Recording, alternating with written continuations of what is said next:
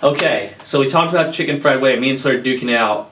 We've been in a league for 9 years straight. It's called Foxbury. You probably heard us talk about plenty of times. And I get the pleasure of fighting the 2-time champ, Nick Sardina. He inched his way back from the 6th seed. He was looking like he was a 10th or 11th seed overall. 1 out. I believe he's on like 8, his 7th win, going for 8. But he's in the finals, he snuck into the playoffs as a 6th seed, fought his way up, beat the 2 seed, and now he's facing me, the 1 seed. I've got a ring from a long way back, so either he's going to win 3 or I'm going to win 2. And if he gets 3, I was telling Slayer right before this that it's going to be hard to catch him.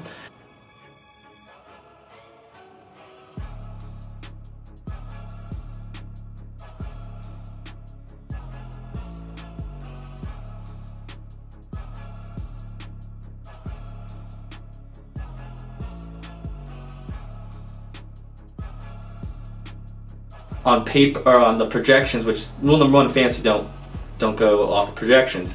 It's going to be closer than it is. You know, if you look at Nick's team, he's got Nico Collins, could get Ja'Marr Chase back, Puka, the Rookie of the Year candidate. He's got Jalen Hurts, arguably the easiest touchdown machine on the 1-yard line as quarterback. And I'm trying to think who else he's got. His team is top of my head. Oh, Pacheco, Mixon. You know, those guys always get great solid floors as running backs. Now on my end, like Slater said, I got Jahmyr Gibbs, CeeDee Lamb, and Dak Prescott playing on Saturday, so it's going to be really telling, because those are my 3 studs. You know, McBride, I'm trying to think, Rashee Rice, I drafted, shout out to the rookie. You know, Patrick Mahomes is the only guy he's got his trust in right now other than Kelsey. But I want to know your opinion, Slayer, because, you know, obviously I'm going to say I want to win, I'm going to be confident, but what do you think outside looking at the match? What are the key players, matchups, games that are going to decide it, you think?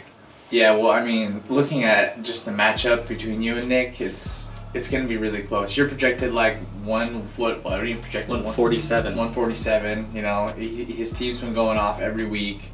Nick's team's projected around 130. But all the players, you know, like you said, Jalen Hurts is facing Arizona, favorable matchup. Easy. Puka Nacua against the Giants, favorable matchup, and the Rams are playing hot. Yeah. And then you have CeeDee Lamb against Detroit. You have Jahmyr Gibbs against Dallas. You know, that has potential to be a shootout of a game. 52 overall. And you have the Dak CeeDee stack. You have McBride, who's just, you know, playing lights out, and you know, I see that game just, it's going to be really close. It's going to be really gritty. I'm nervous. It's probably, you know, it's probably going to be within 10 points, you know, whoever's going to win it. But, you know, I'm going to put my chips on you. You know, you're my brother. I hope you win. Sorry, Nick. Are you rooting for me in that one, too, so I go 2 for 2? No, not that one, no. But, yeah, I think it's going to be a great matchup. You know, you guys, like, Nick's teams are always really good. Always. But he's always struggled to get wins for some reason. But, yeah, let's see what happens. It's funny reflecting on the year, like the projected was me to come in last, and I scored 75 the first week, and no looking back since then. Just balling out. My team's looking good. Knock on wood. Let's hope it just keeps it up. Please, you guys. I'm feeling it. I'm the most healthiest I've been in years in fantasy football.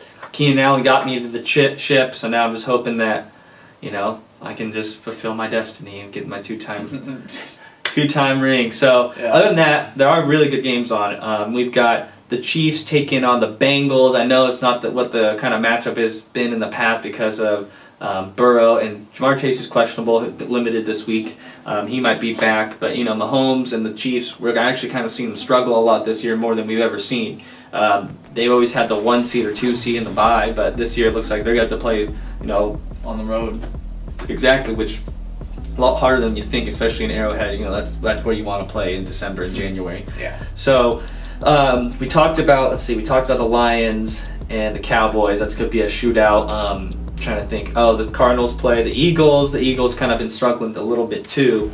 Is there a certain matchup you want to kind of keen in on? Chargers and Broncos. Battle of the Tanking is also taking place. Yeah, well, I think the 2 biggest matchups are going to be, you know, the one you just said, Dallas versus Detroit, and then also in the AFC you have the Ravens versus Miami. Oh my gosh, battle for 1 seed. Yeah, that's going to be really telling because, you know, you have the high-powered, you know, high-flying, high-powered offense in Miami, and then, you know, you have On the other side, possibly the new MVP candidate, Lamar Jackson, after that performance on Monday night against the Niners. Woo.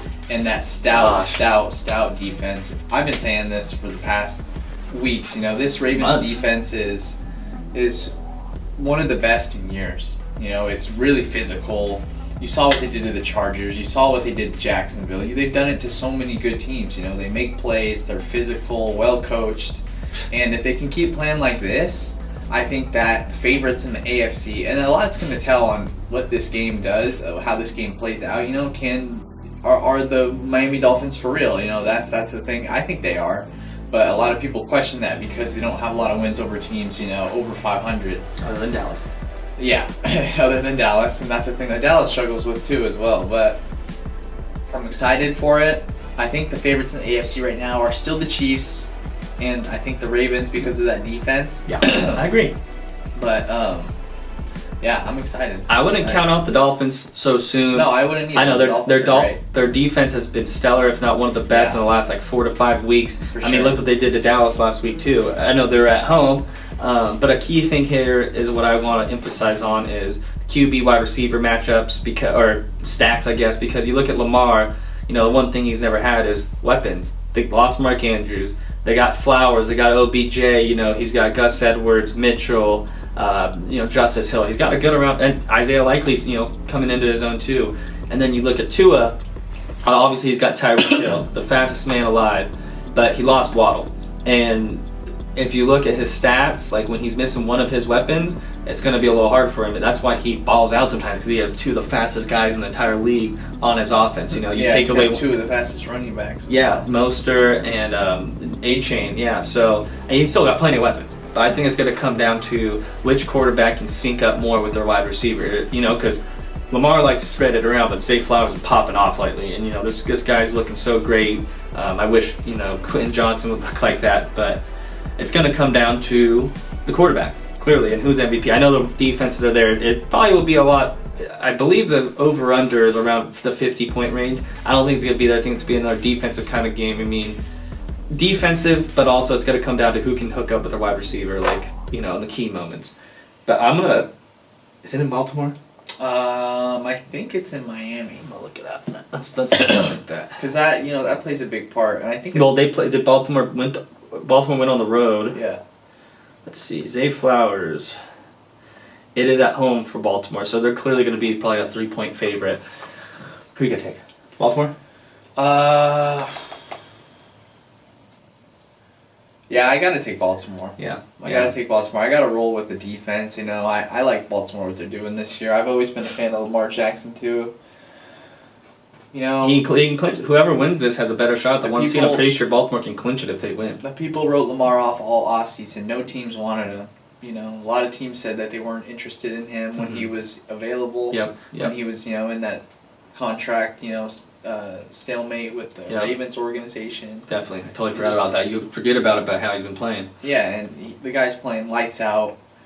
Lost his number one tight end, Mark Andrews, and the Ravens look great this year. So we'll see what happens. Last time they were the 1 seed, they lost in the first round to the Titans and Derrick Henry, King Henry, shout out. Oh yeah. But I'm excited for this Ravens team this year. As much as I want to take Miami, I think losing Waddle is going to impact Tua a lot more than people think, because Tyree can do so much, but you got to spread it out. And the Ravens are such a good defense; they're going to probably stuff up the run a little harder than the Miami Dolphins have been used to, because they've been playing the Jets, Commanders. Well, of course, losing a guy like Jaylen Waddle is going to make an impact. Yeah, so he makes defenses plan for him, and then he also just makes your offense better and more dynamic. So of course it's gonna affect them. I'm saying it's gonna affect Tyreek Hill. Sometimes when he gets that separation, it's because Waddle's busting out like a 40-yard play the play before. Yeah. So I'm gonna side with you on the Ravens on that one. That's the battle of 1 seed. They're gonna clinch the 1 seed. They're gonna go all out. I wouldn't be surprised if this is the moment, because it might be the last game Lamar gets to play. If they clinch the 1 seed, they're probably gonna rest their players. Lamar's got to make show the world why he's the MVP. This is it right here on prime time, Sunday, New Year's. He's got to show up, and You know, you talk about Dallas and the Lions too. Dak was an MVP favorite a few weeks ago. He's got to show up too because it's close. It's like Purdy's kind of there, but he had a bad game. You know, Tyreek Hill got hurt. Christian McCaffrey's still balling, so we'll see. But it's MVP's a quarterback award nowadays. It's rare, so. Mm-hmm. But I think this is Lamar Jackson's opportunity to show the world that he's the 2023/2024 MVP. Yeah, I agree. Boom. I agree. As much as I want Dak to win it because I placed that bet, Lamar rightfully deserves it if he can win this. Yeah.